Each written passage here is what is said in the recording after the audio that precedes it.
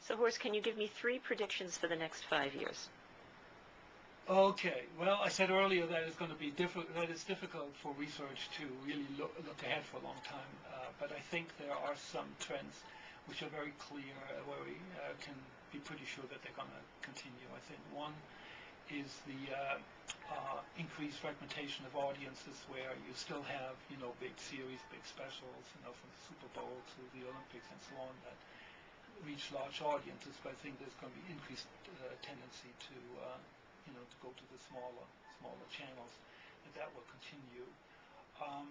Secondly, the increase in time-shifted viewing, that people will use DVRs, VOD,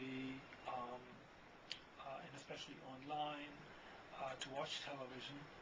I think that is something that we're seeing now, but what we often forget is that it's still a relatively small portion of total viewing, and I think it's going to increase, and especially that there will be a mainstreaming effect, which is that it's not just something that younger people do, but also that older people do.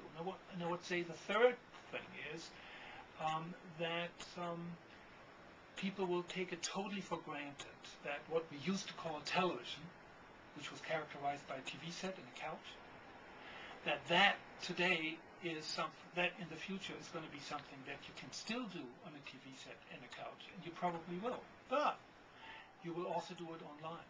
You will also do it on mobile, and you will take it totally for granted, and it will be just part of television, not just for the kids growing up today in that environment, but it'll be obvious for a 60-year-old that if they, love certain kind of programs, that they will be able to watch it on TV, or if they missed it, somebody tells them about it, that they can go online, or can go on YouTube, or can go to a website, or go to Hulu, and get it somewhere else. And of course, DVDs and all that stuff will still be around.